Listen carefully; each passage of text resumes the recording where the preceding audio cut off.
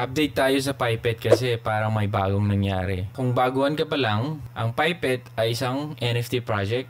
Di-open ang Pipet, punta ka lang dito sa Pi browser, tapos ilagay mo yung etong link na to, tapos enter lang tayo. Enter. Ayan. So, dito makita nyo ang Petcoin it dalawa. Ang Vitality is 9. So, nung nasa test phase tayo, meron silang ibinigay na NFT, diba? Ngayon, wala na siya. So, ang natitira na lang nilagay nila is itong Vitality mo. So, ngayon, pag makita mo dito, Dear Pioneers, meron silang nilagay dito. So, meron na daw silang access sa Mainnet SDK at nag-apply sila for Mainnet Wallet. After the application for the Mainnet Wallet, yung application nila ma-approve ng mga core team, i-release na nila yung Mainnet version ng Pipet. Dito sa Mainnet stage na ito, ang 1 Pi is equivalent to 100 Petcoin. Okay, yung pinakita ko kanina ito. So, pag meron akong 100 dito nagpapakita, pwede ko siyang exchange into 1 Pi. Ngayon, yung mga nag-test dito, okay, sabi dito na yung Vitality mo lang, ikikip nila, kaya nga meron akong Vitality dito kahit first time kong i-open itong update nila. Kasi iniwan dun at dito machi-check kung na-reach mo yung Vitality na 100, ako nasa 9 pa lang. Bago ma-launch yung mainnet nila, makaka-receive ako ng NFT mo na para sa'yo talaga. Kasi hindi na siya trial. Yung NFT na yun is Random Pet Generation 0. So ito ay limited lang. So ngayon, may mga options ka kung paano mo maparami yung Vitality mo dito, Vitality Task, okay? Bago ma-launch yung Mainnet Pipet na version. So, punta ka dito, Vitality Task. So, ang gagawin mo, daily login mo, meron ka mabibigyan ka ng isang Vitality.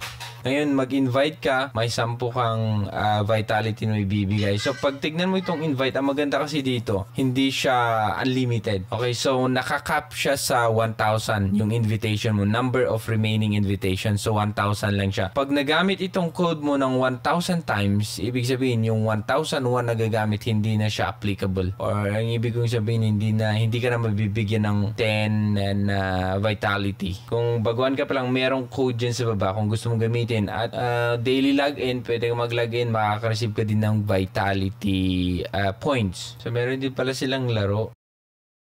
I-go mo siya, 88 ang mamaminus sa atin ng Vitality mo. Okay? So, insufficient balance ako. Kung gusto mong isugal yung Vitality mo, i-tap mo yung go. Pag meron kang 100 plus dito, magmaminus ng 88. So, pwede kang makakuha ng 100 coins, 1 Vitality, 1,000 coins, 200, thank you. So, depende kung gusto mong isugal. So, ganyan lang muna itong Pipet. Alam niyo, lahat ng mga projects, katulad Ethereum, ADA, Solana, lahat ng mga yan, meron silang project na NFT din. May mga NFT projects na i-create sa kanilang network. Same lang din dito sa Pi Network. Pipet ang nakita kong pinakauna na nag-create ng NFT. So, isang paraan para maging successful ang isang project, lalo na sa NFT, is may mga community na sumusuporta. Okay, maraming community. At kung etong Pipet na to ay suporta nating lahat, then posible siyang maging successful in the future. So, dito, pwede kang mag-sign in. I-tap mo lang siya para mabigyan ka ng Vitality every day. Pag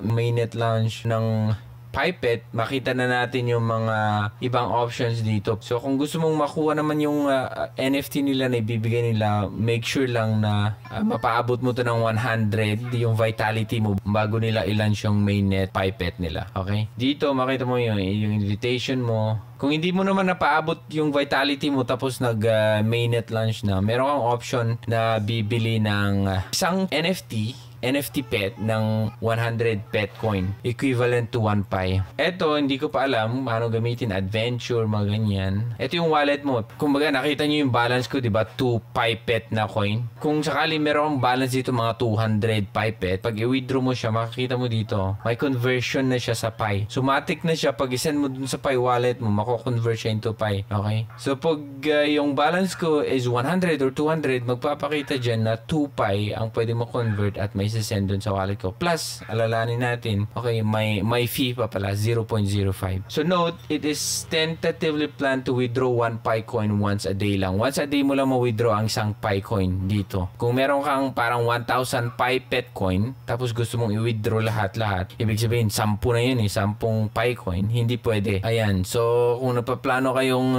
magparami ng Pi, isa din to, okay? Mag-breed kayo, tapos ibenta nyo. Pinakita ko lang sa inyo na nag-update na sila at inaantay lang yung approval from the core team siguro. Pag mahilig ka sa NFT, pwede mong i-try ito, okay? So parang ito, binibenta niya sa 45,000 na pipette. So pag nabenta to, may bumili ng 45,000 na pipette dito, pipette coin. Pag i-convert mo yung 45,000 bro, 45,000 na pipette coin ay 450 na Pi coin. So medyo malaki-laki ang makuha nitong Pi kung sakaling may benta niya itong NFT na to. So yun lang guys, ang update natin sa mga pipette followers dyan. Abang-abang lang tayo sa kanilang announcement kasi once na ma-approve, inilalabas na nila yung kanilang mainnet pipette na project. Okay? So, ayan lang. Hanggang dyan lang malodi ang update natin dito sa pipette. Ako si Torogi and thank you so much for watching. Bye.